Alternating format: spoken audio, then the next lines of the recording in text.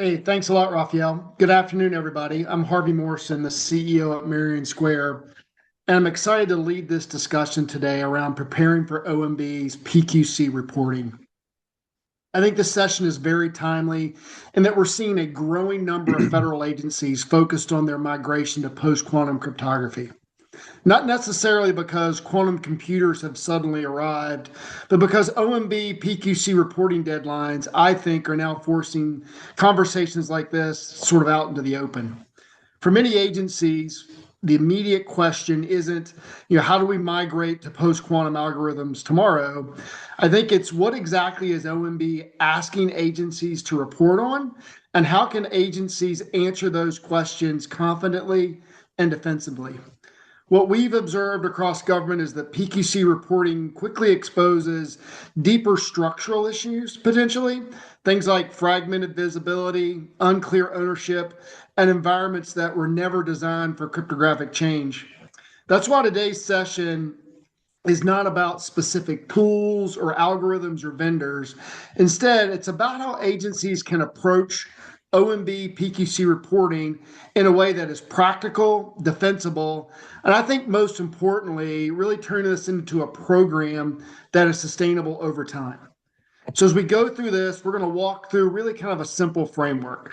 First, we're going to talk about understanding what the reporting requirements require. Second, we want to understand what is your current cryptographic posture of your agency. And then third, building a crypto agile program that allows agencies to continue to report, and I think really importantly, adapt continuously as requirements and challenges evolve. The goal is that you leave today with clarity around a few things. One, clarity on what OMB reporting actually requires, clarity on why ad hoc or point in time approaches that some agencies are taking or thinking about really kind of create risk. And then clarity on how to think about PQC as a long-term operational capability, not a one-time compliance exercise. And I think that's really the key here. I'm joined today by two executives who have been following and participating in the space for quite some time now. As Raphael mentioned, Jacques Henderson, the founder and CEO of SquarePeg, and Evgeny Gervis, the CEO here at SafeLogic. So what I'll do is, gentlemen, I'll let you introduce yourselves. Jacques, we'll start with you and maybe just give us a high-level overview of SquarePeg, and then Evgeny will let you give a high-level overview of SafeLogic. Sure, thanks, Harvey. Hello, everyone. Again, I'm Jacques Henderson, founder and CEO of SquarePeg Technologies.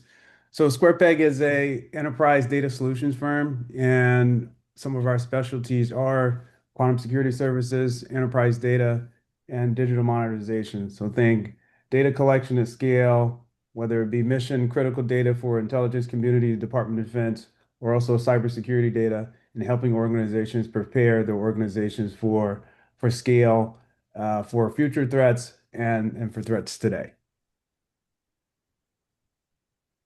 Awesome. Thanks, Jacques. Evgeny, you want to go? Sure. Thank you, Harvey, and thank you to the Carahsoft team for having us today. Really appreciate it.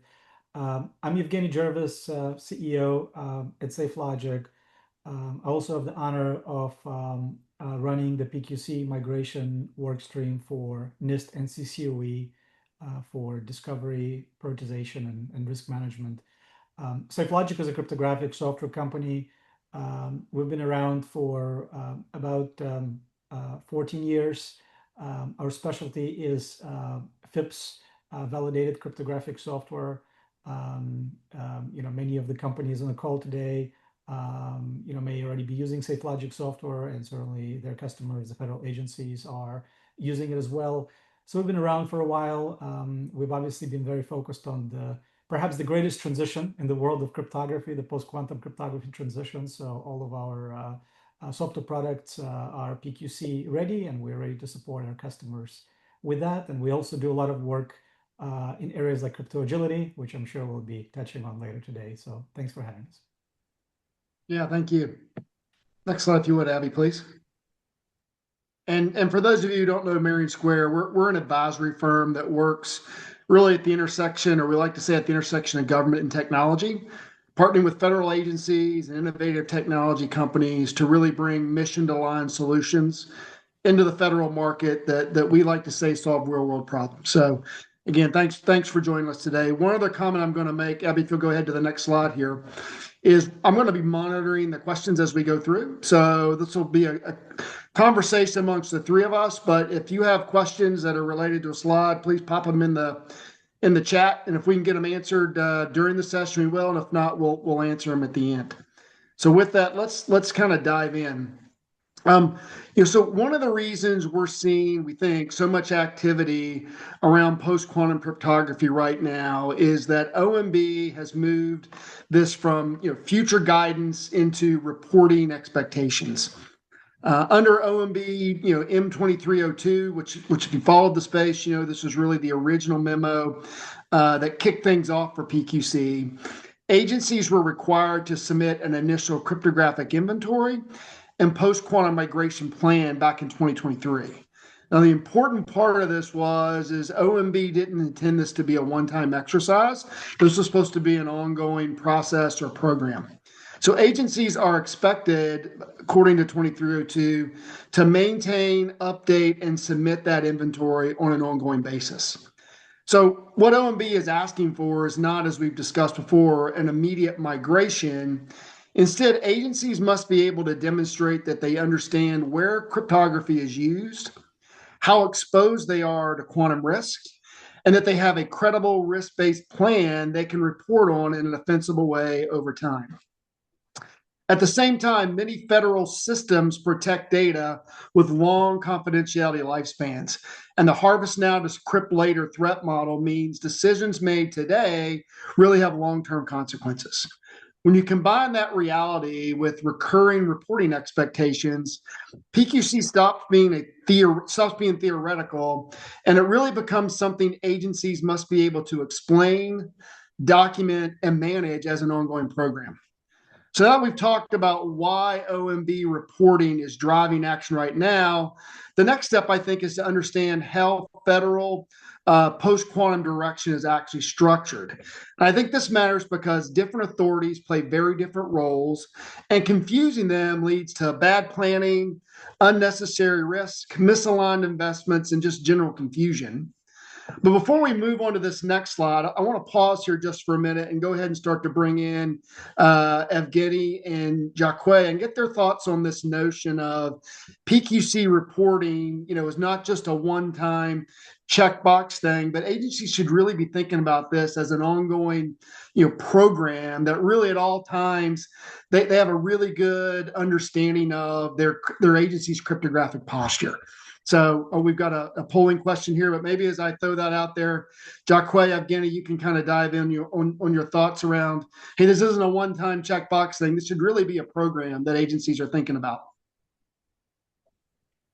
Right. So I agree strongly with your assessment there, Harvey.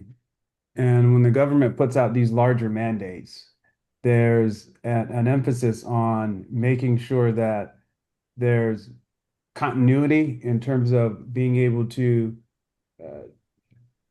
produce sustained reporting. And that sustained reporting, as you mentioned, it can't be a one-time deal. And it's not because the government wants to levy additional mandates or requirements. It's because we're at the beginning journey of quantum computing. And we're at the beginning journey of a new era for cryptography, but it's also a new business for cryptography. And that new business translates into a new business of constantly evolving threats. And in order for us to get in front of those constantly evolving threats, the need for a constant program and thus consistent reporting is where we are. And when you really think about what quantum computing means or when it will come online, that's the $1 million question no one knows. And even when a quantum computer does come online, you'll still have to continue to report on that threat because the adversaries, they're not going to stop. They're going to continue to try to find ways and to exploit all of our valuable assets. And in order to make sure we're staying ahead of it, having reporting outside of just a one-time instance is something that we absolutely necessarily need now and Yep. into the future. No, I agree. Again, I think people need to come into this, or agencies need to come into this thinking about it as, hey, I'm actually setting up a program here that's going to address current issues, and as issues evolve, as you said, we don't know what form quantum is going to take. Future issues, right? That can be addressed very nimbly and very quickly. Evgeny, but why don't you hop in here real quick too and give us your thoughts? Yeah, absolutely. I always have this idealistic view that, it shouldn't be compliance for the sake of compliance. It really should be risk management. And if you have proper risk management, compliance almost becomes a byproduct of that, right? So Right. the reality here, look, the catalyst may be those OMB requirements, it may be quantum computers, PQC migration. But what we're really talking about here is continuous visibility and governance of your cryptography. And honestly, that is something that organizations should have had all along, because cryptography is such a foundational thing. This is the building blocks. We just assume everything just works, but really without cryptography working properly, there is no digital privacy and trust. All of that is built on the foundation of cryptography. So really, I don't necessarily even think about this as reporting or even discovery. I think about this as continuous visibility into what cryptography you're actually using, and an ability to govern, meaning ability to say what you want to be using and have that be enforced, throughout your organization. And again, having that continuous visibility to tell you when you may be deviating from what you are expecting. The reason it's continuous, because even let's say you build a perfect inventory, you spend 2 years, you have perfect inventory. It's perfect today. Tomorrow something has changed. It's no longer perfect. Yeah. That's why it has to be continuous visibility. Yep. No, I like that. And we'll talk more about that as we get into this. But I think both of your bottom line points are it's an ever-changing environment, and it's going to be an ever-changing environment. And so you have to have a system that is flexible enough and able to adapt and continuously update. So thanks for that. Okay, Abby, next slide, please.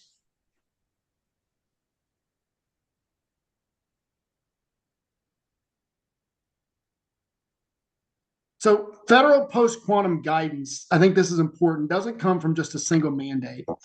It's intentionally layered, with each authority addressing a different part of the problem. OMB 2302 sits at the governance and reporting layers. We just talked about that. And it requires agencies to inventory cryptographic assets, develop post-quantum migration plans, and report progress on an ongoing basis.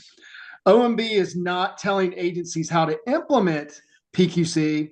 It's ensuring agencies can explain their posture and plans in a defensible way.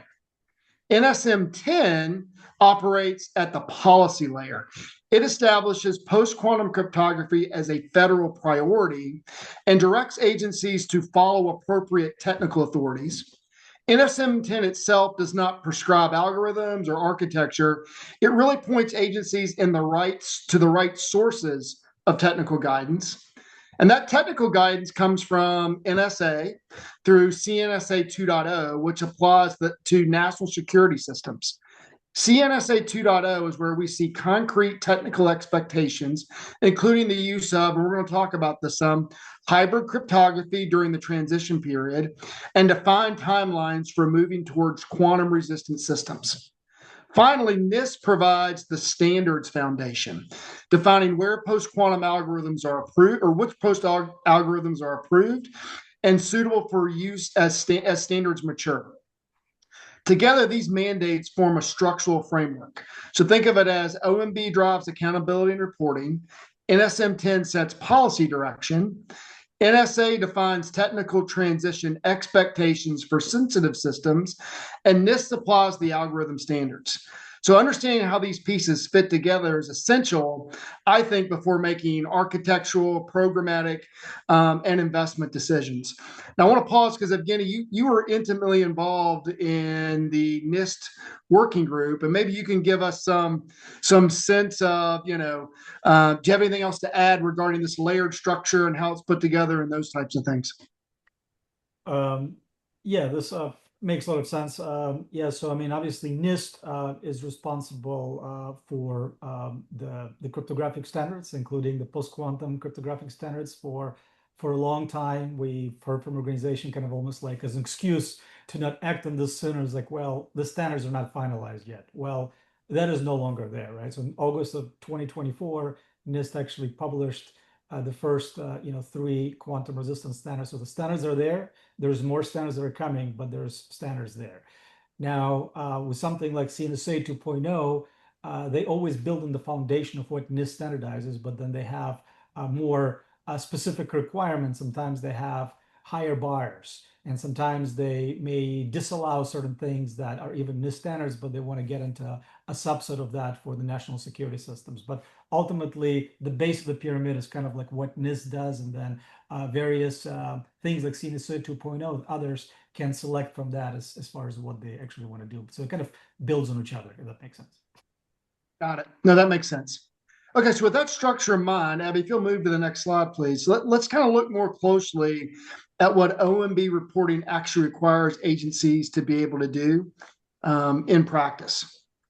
So first, agencies must maintain a complete and current cryptographic inventory. And we say this really goes beyond listing systems. It means understanding where cryptography is used, which algorithms are in play, and where exposure to quantum risk exists.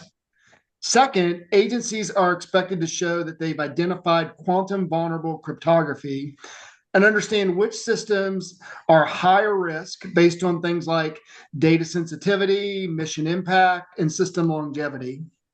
Third, OMB expects a risk-based migration plan, not a generic roadmap, right? And that plan needs to reflect real operational constraints. So think about things like systems that can easily be changed, systems maybe that cannot be changed very easily, budget realities, and then things, external dependencies that are out there. So just as important, agencies must be able to support what they report with defensible evidence. And finally, as we've mentioned again, I'm going to keep bringing this up, right? This is not a one-time submission. So, hey, let's get it all together and submit it. OMB expects agencies to be able to update reporting as systems change and standards move on a regular basis. So the bar OMB is setting is, can you explain where your agency is today? Can you explain why you've made those decisions? And how will you adapt as requirements change over time? When you look at these requirements together, it becomes clear that I think the hardest part isn't reporting once, it's sustaining the ability to report as cryptography and systems continue to change. Now, Jacques, I know you spent a good deal of time, reviewing the requirements and thinking about how agencies should set up reporting programs. Any insights or thoughts you want to share on this? Yeah, sure, Harvey. When I think about, well, first we'll start with OMB's requirements to inventory your cryptographic systems. Once you've completed your inventory, that thus becomes your data. And me as a longtime data analyst, data practitioner, I've done my fair share of reporting on all types of mission problem sets. And one of the most important things that I've learned throughout my career in terms of data trust, in terms of data, is trust. And trust that A, you've collected the right data. Two, you know how you've collected that data. And then you look at the methods and analytic rigor when it comes down to reporting of that data. And even more important is, can you actually repeat that process over and over and over again? OMB references defensible evidence, also defensible reporting, and that repeatable process is that's exactly what's going to give that government official a high level of confidence and traceability. That way it can stand up to OMB reporting, it can stand up to government accountability reporting, or even congressional and Senate hearing reporting. Because I think a lot of us, we've probably seen some unlikely government official being dragged down to Capitol Hill, having to report to Congress or Senate. And oftentimes, when you're seeing them in those meetings, they're fielding these questions all from some kind of report. And if they don't have that confidence and trust in that report, they're instantly in hot water. And imagine what that's going to be like when you fast forward some years when a cryptographically relevant quantum computer is actually on the market. And by that time, it's too late. You don't have enough time to build trust. You should have built that trust a long time ago. And that's where we are now, about building trust in your data, building trust in your reporting. So how do you actually get to defensible reporting? Well, the good thing is the government, they told you what you need to report on. So that's number one. That's really easy. They told you need to inventory. They told you you need to look at your cryptographically uh, uh, vulnerable assets, and you prioritize them, and then you look at some of the basic tenets of reporting. It's just collection and analysis over and over. And at a minimum, having a team in place that helps you put those things together around uh, just consistent reporting, having a data analyst, a data engineer, all with the lens of cryptography, of being able to put those things together. And when they put those measures in place for reporting, I think the number one thing in terms of building a reporting structure from that is building data quality in is fundamental to building that trust. And with that, that allows you to get to reporting. And there's so many different ways to do reporting. It really is nuanced in terms of your problem set. It could be a dashboard, it could be a Microsoft Word document, it could even be a spreadsheet. But the idea is you have a consistent infrastructure in place that leads itself back to traceability. That way you can build that trust and confidence in your data over and over and over again. Great. Thank you. Abby, if you go to the next slide. I think this is where we want to bring in this notion, because we've talked a lot about here's what agencies are asking for. And I think we've emphasized the point that it's not a one-time thing. It really needs to be a program. I think the interesting piece of this, it brings in this notion of crypto agility, right? Or the ability to, the core challenge for agencies is the ability to be able to manage cryptography and their cryptography solutions as a living capability, not a set of static implementations, right?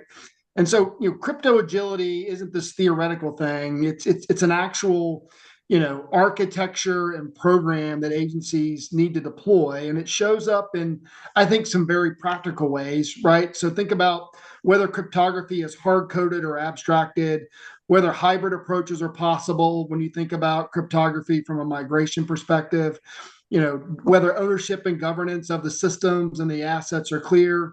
And I think the most important thing is whether cryptography changes can be made without rewriting applications or breaking trust as we go into the future here. And I think when agencies struggle with PQC reporting, it's usually not because they don't understand the mandate that you talked about there, Jacque. It's because they don't have a clear end-to-end view of how cryptography is actually implemented and managed across the environments. And before agencies can decide what to migrate, they really have to understand what they have, how it maps to the requirements, and where current limitations can make that change risky. Now, we're going to dive into this notion of crypto agility in a little more detail here, but I just want to pause. Evgeny, you're into the cryptography space. Maybe you can talk about this for a minute. I think the real end game for agencies here is not reporting, not setting up, the reporting that's required around this, but it's really how do we begin to move our agency leveraging this reporting program to a crypto agile environment? Yeah, great question, Harvey. And crypto agility is a very important concept, and it sort of became clear the last few years that people didn't necessarily have a common definition. So as a matter of fact, the last couple of years, NIST had a series of publications specifically on crypto agility to try to kind of get some formal terminology around kind of what we mean by that, right? But fundamentally, Harvey, it's like you said, it's going back to this question of governance, right? Can you understand what you're using for your cryptography at any given time, and can you have the ability to seamlessly update it, right, as you need to align with your policy, right? And you may need to update your cryptography. I shouldn't say may. You will need to update your cryptography, and there could be several reasons for that. There could be a new algorithm that you want to switch to because you believe it's more secure, so you want to be able to do that. For instance, if we look at past algorithmic transitions, like SHA-1 has been known to be insecure for a long time. Even now, if you were to do a scan, there's many organizations that use it. Why? It's tough to transition, right? Crypto agility will help you make it more seamless. As I mentioned, NIST is working on additional post-quantum cryptography algorithms, so there's going to be some transitions maybe driven by the standards. There can be some transitions that are driven by your threat model and your specific policy. In the previous slide, Jacques was talking about kind of how to approach, right? The whole, sort of risk-based, migration. I think that third bullet point was perhaps one of the most important ones, is kind of like this risk, based plan, and that's tough, right? So you have to create it. It's going to tie to your organizational threat model, and that threat model may change over time, which will require you to be able to adapt your cryptography. So the simplest analogy I use here, right now we have a bunch of leaky pipes, polybutylene pipes in the wall, right? And we have to go cut up the wall, cut up the drywall. First of all, we got to find those pipes, then we got to cut up the drywall, put in new copper pipes that are going to be quantum resistant. So the idea is, for the next time we need to do it, wouldn't it be nice if instead of cutting the drywall, we had like an access panel where we can go and replace the pipe, so it becomes a lot more seamless, right? So that's the idea of the crypto agility, and it really is not a single feature. It's a series of things. It starts with this ongoing visibility in terms of what cryptography are you using. It starts with the ability to set your cryptographic policy based on your threat model and actually have your cryptographic software enforce your policy. And then again, back to continuous visibility, tell you where your actual use is deviating from the policy. So all of that, in our view, is how we think of crypto agility. It's a set of those capabilities that allow you to kind of seamlessly change cryptography, again, hopefully without having to cut out the drywall each time. Yep. No, that's a great analogy. Really appreciate that. If you go to the next slide, what I want to talk about now. Oh, we got another poll question here.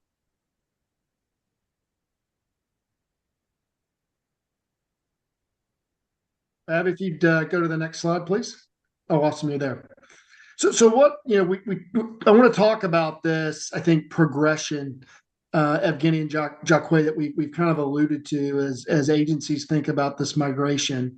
And so when you strip away the policy language and the acronyms and all those sorts of things, I think preparing for post-quantum cryptography comes down to, and we've talked about a very practical progression, right?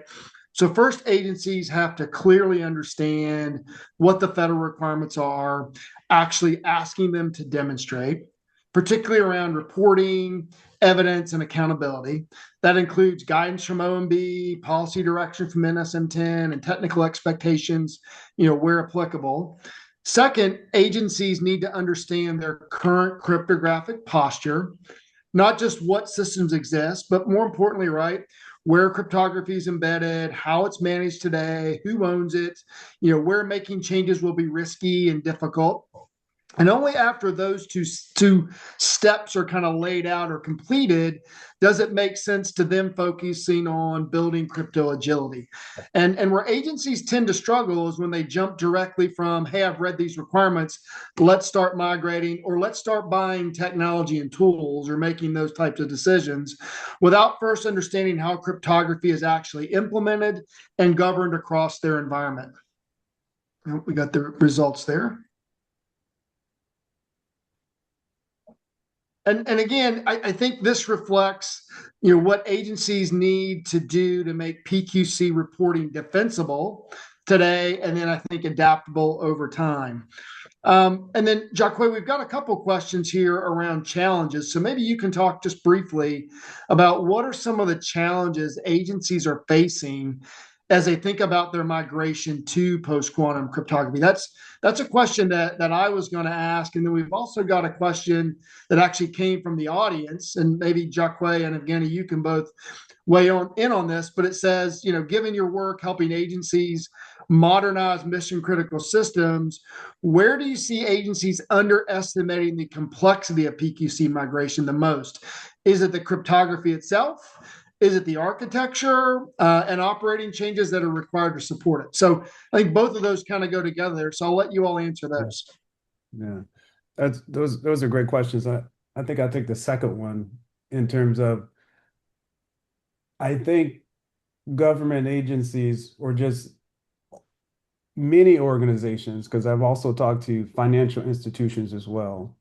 And I think many of us, or many of them, have underestimated the complexity of their architecture. Not even the cryptography architecture is just government architectures as a whole because they're big. They cover cybersecurity, they cover finance, they cover personnel data, they cover mission critical data. And when you look at how these systems integrate with each other or don't integrate with each other, and some of the ones that, or then you incorporate some that may have hardware, some that may have cloud infrastructure, some that may have hard rack servers. And you look at how some of them have and may have been around for a long time. It's a term called shadow IT. And that shadow IT is basically IT that's been around. And you may not be able to see it clearly, but it's there. But if you don't have visibility into everything, then it's a good chance that you could miss that shadow IT. An example of something that can happen if you is if you miss that shadow IT is if you jump straight to a remediation strategy. So you think you have a good hold, you may not have done all your inventory, but you think you have a good idea, and there's some shadow IT out there that some guy created 5 or 10 years ago. He retired. He put in some type of cryptography, some type of certificate, and he documented it in his code, but he didn't necessarily tell everyone, and he retired. You go, you do some remediation, you change out some cryptography, and it actually breaks something. That breaking of something could be a really sensitive financial system that only 2 or 3 people have access to, but it controls so many different things. So the stakes are extremely high. So to answer the question in summary, it really is the complexity of large government organizations and what it and the new side of having an understanding of where all your data and where all your cryptography resides. Yeah. No, I think that's true. And I think the other thing that I want to make sure I impart on folks today, from my perspective, is getting this right when you start is not just, again, checking a box, say, hey, I did it and I did it right, but this is truly the foundation for this overall migration. And it's a big, almost like a Rubik's Cube you're trying to piece together here as you start this migration, because you're going to get some of your solutions from, say, Google or Microsoft or Amazon or others that are just going to migrate, and you're going to have access to those.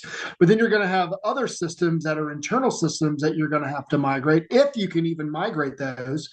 So how do you make sure everything is going to stay compatible and everything is going to keep working as you do that migration? There's that piece of it.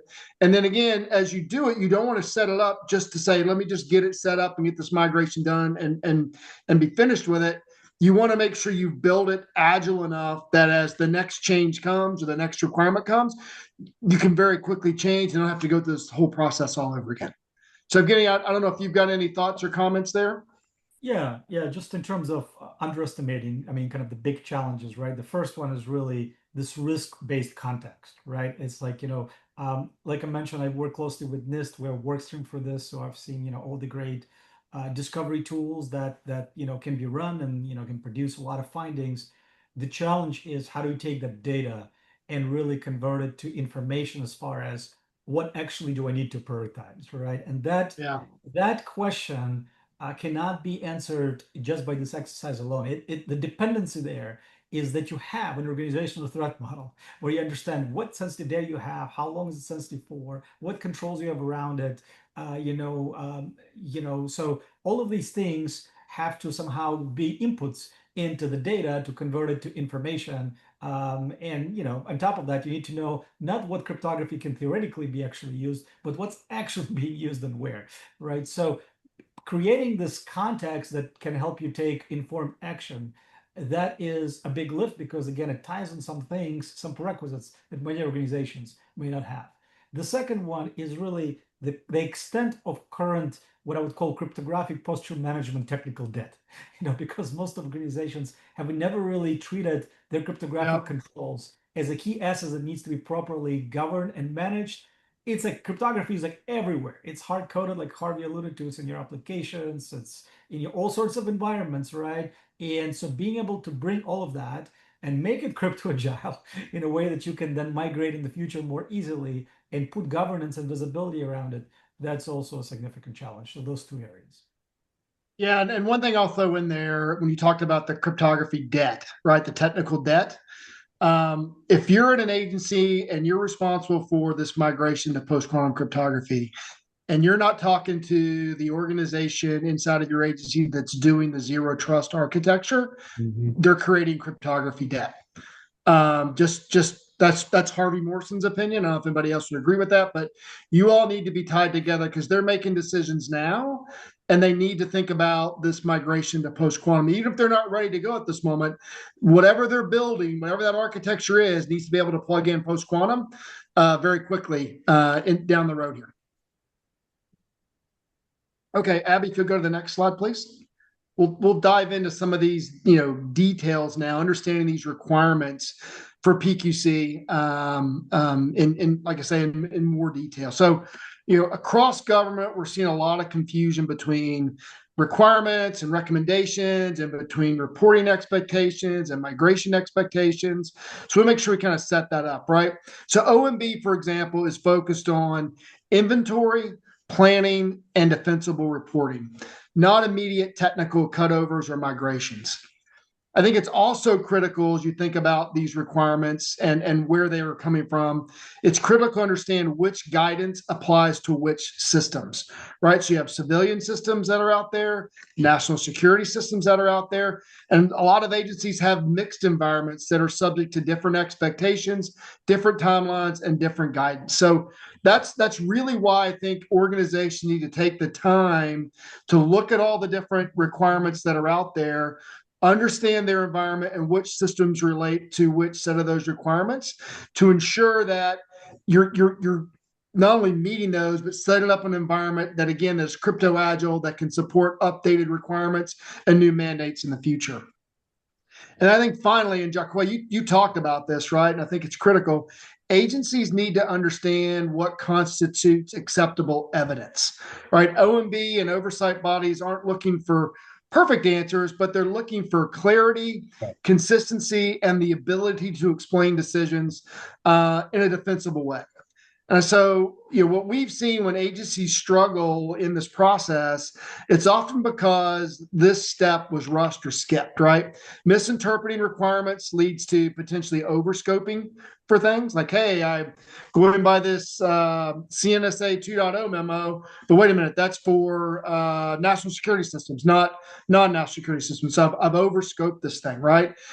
Premature technology decisions are made. Hey, it says I have to do an automated discovery and inventory. Let me go buy a tool. Well, maybe I don't need a tool. Maybe I've got internally everything that I need. I just need to piece it all together and create a program out of it. Right. And when you do these types of things, reporting, I think, becomes difficult to defend over time. So getting this step right, understanding the requirements, sets the foundation, I think, for everything that follows. If you go to the next slide, please.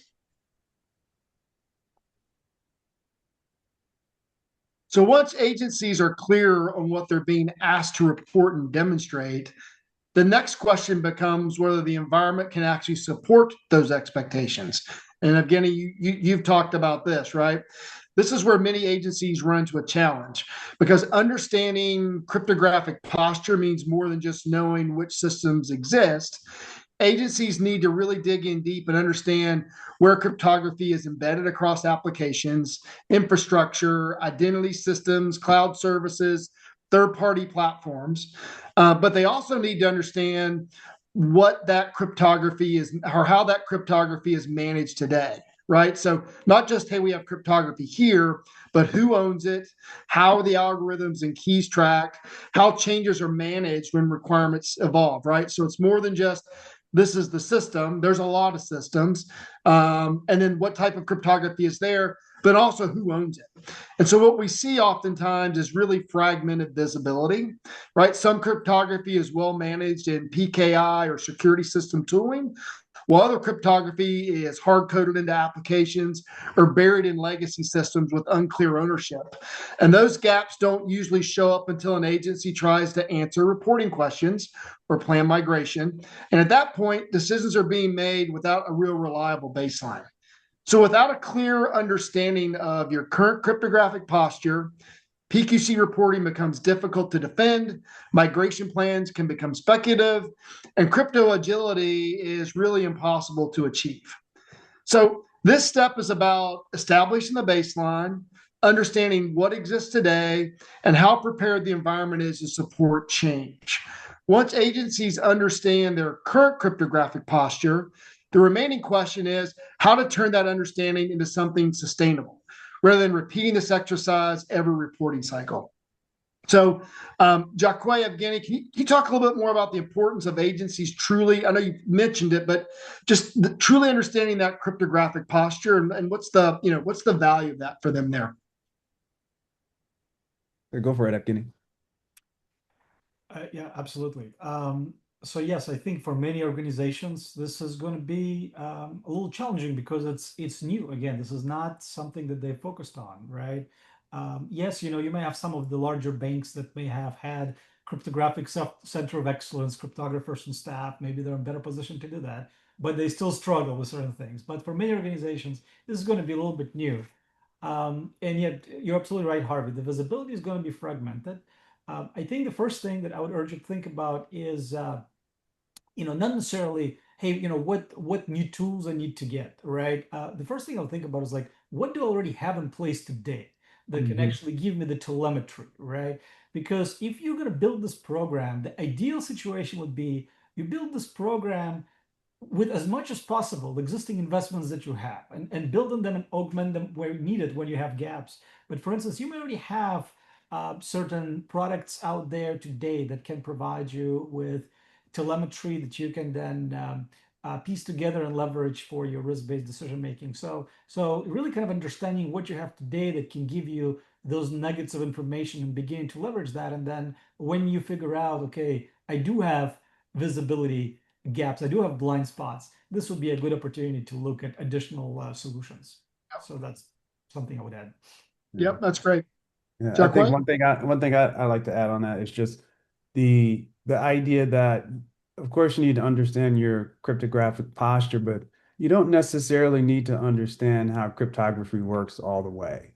All the governing bodies that Harvey mentioned, and even Evgeny's participation in organizations like NIST, those are the entities that have a real solid understanding of cryptography. But from the practitioner on the government executive side, you only really need to know at some of the higher levels of how some of those different things work and how they piece together. Not necessarily how ML-Chem works, not necessarily how ML-DSA works. Those things are obviously important, and having folks on your staff to understand pieces of that is absolutely important. But the overarching thing is just knowing where the stuff is. That way you can point to it and you can identify and then figure out how to change it in and out. Hey, so we've got another question here. I know we're getting close on time. We got a few more slides, but I want to make sure we get to the questions. And so this is another one that came up, which I think is an interesting one. From an architectural and operational perspective, what are the earliest indicators, Jacques, Evgeny, that an agency is truly becoming crypto agile versus completing a one-time, PQC migration? Like, what are the key signs that, hey, we're starting to become crypto agile? Well, I think number one, you're able to point to at least some of your high priority systems that could be subject to a quantum computing attack that are still using outdated algorithms.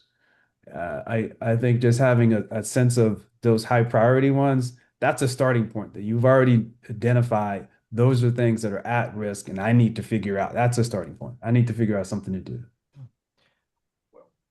One litmus test I would offer, right? The next time there is a vulnerability, a CVE, in some cryptographic library that you use, how easy is it for you to know exactly where you have that library, and how easy is it for you to patch that, right, and address that vulnerability, right? So if it's a highly manual process right now, there's probably more work to do with crypto agility. If it pretty much happens seamlessly, that would be a good indicator that you're on the right track. Yeah. No, I would agree with you there. I think the bottom line is sort of time to fix, right? Time to patch. Once a vulnerability comes out, and it's known, how long does it take you to identify all the areas in your organization where you're at risk? And then how long does it take to remediate that risk, right? And if it takes you a month or two to figure out every place you're at risk, and then even longer to get it all migrated, then you're not very crypto agile, right? You should be able to immediately pull up a report and say, here's the systems we're at risk, here's the plan in a very short order. Get those things updated. Would be my thought. So we're running short on time here, Abby.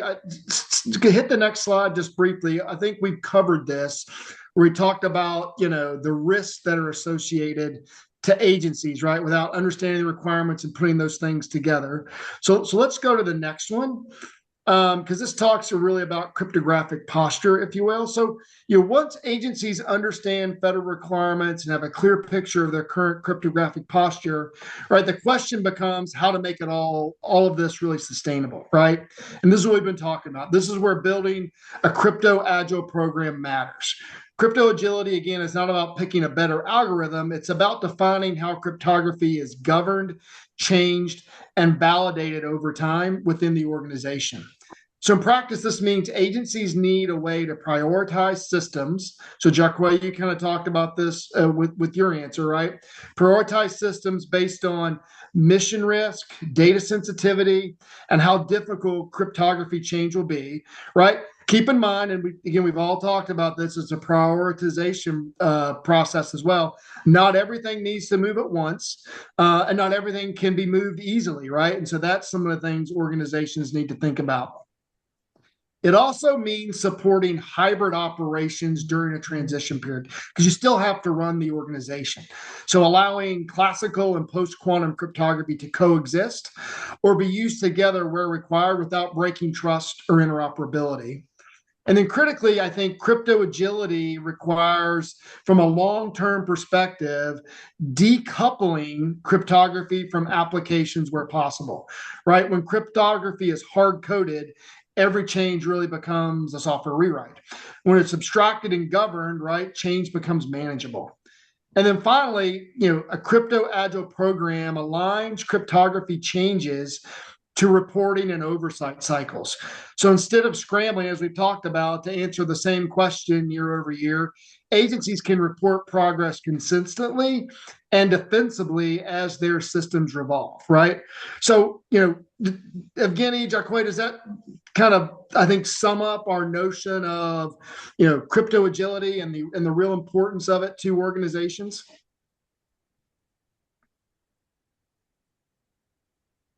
I think you covered it well, Harvey. Yeah. Awesome. Yeah. Awesome. Okay. Next point, if you would, please. So at this point, I think it should be clear why crypto agility is really not a nice to have. It's essential for meeting OMB reporting and expectations over time.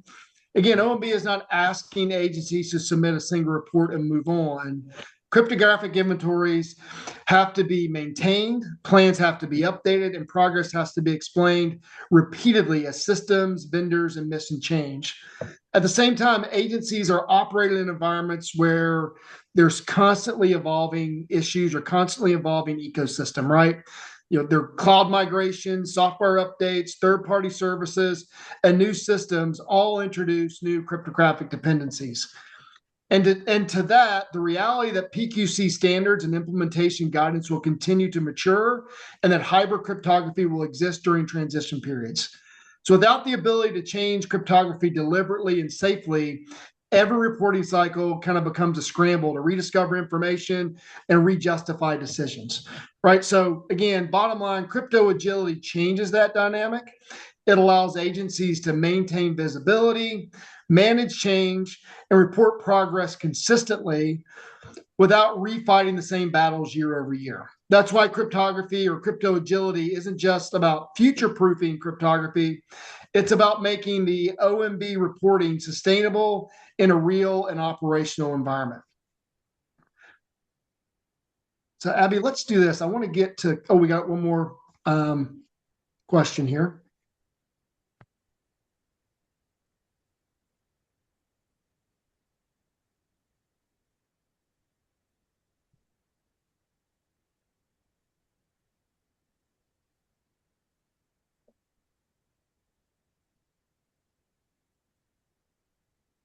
Let's go, Abby, down to the takeaway slide because I want to make sure we have time for questions.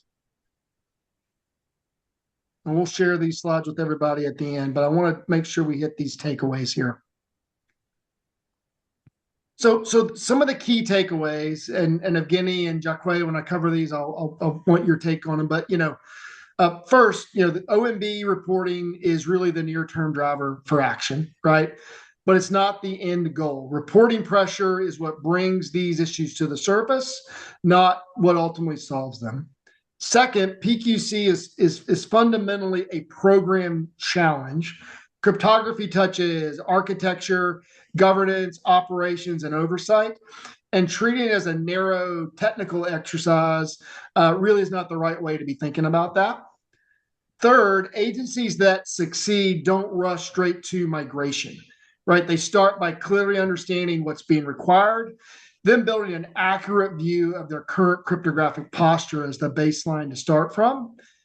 And then from there, crypto agility becomes really the enabler to change cryptography deliberately over time. So there are the results. All right. So reporting, hybrid operations, and eventually migration are manageable rather than disruptive, right? So the consistent lesson is that agencies that sequence this work correctly, right, follow this procedural process that we've laid out, really reduce risk, control cost, and I think avoid turning PQC into a recurring fire drill, right? So getting all this right and setting this up is really about building the right foundation to be able to launch this program successfully. So Evgeny, Jacque, I know we're getting close to time here, and I want to make sure I open up for some additional questions. Any thoughts on some of these final takeaways that you want to add? The one thought I'll add is I would encourage folks to think about this as an iterative agile project as opposed to a waterfall project. I think in the world of IT, we learned that agile iterative normally works better. So there's never going to be this, the switch you're going to flip and then magically you're going to go to 0 to 100 from being quantum vulnerable to quantum resistant. So it's about understanding what you have, building that foundation of crypto agility and over time iterating. And so hopefully you become more quantum resistant each day, so you're more quantum resistant tomorrow than you were today. Start with where it matters most. Start with where you have fewer other dependencies, and prioritize, sequence it, but get going, and sort of do this in phases, and then someday you will you'll be where you need to be. But it's going to be an iterative process. So. Yeah, I I echo Evgeny's thoughts on that, and also a part on the slides here, Harvey. I think you really nailed it succinctly,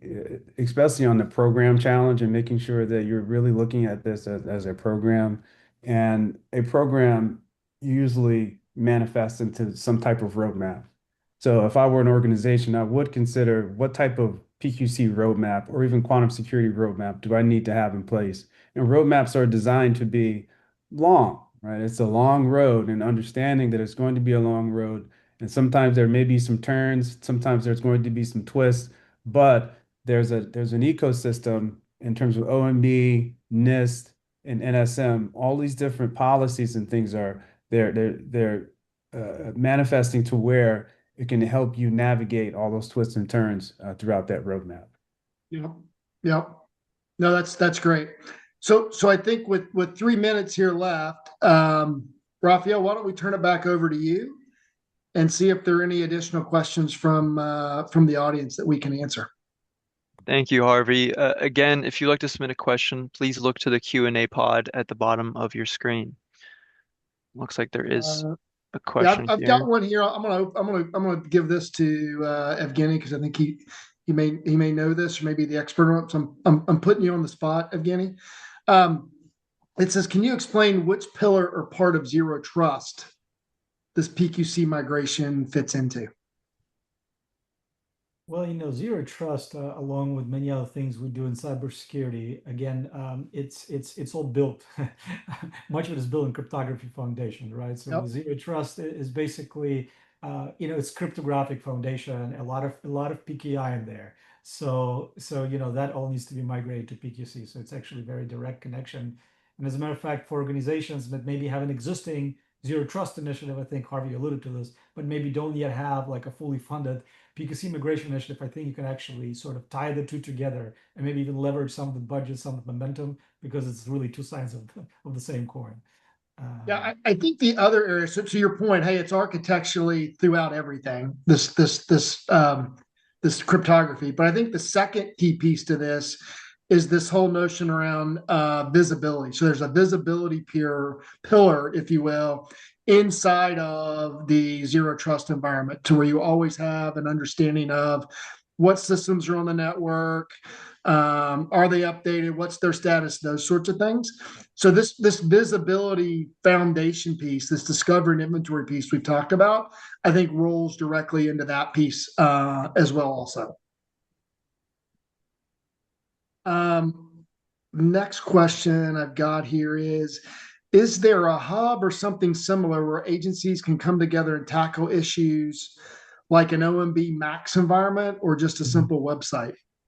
Do you know anything on that, Evgeny? I know you were involved in some of those problems, or some of those. Well, it's just something maybe useful to folks. So NIST has a FAQ page for PQC migration, so it's a good resource. So in addition to doing the periodic publications, there's also a FAQ. So if folks are interested, I think there's going to be a lot of great resources there on kind of the latest thinking from the NIST working groups on the PQC migration challenge. And certainly feel free to ask questions if there's something we haven't covered. We definitely want to be helpful. So I think that's one resource I'll point out. And also like to add, CISA also publishes a lot of useful information on PQC.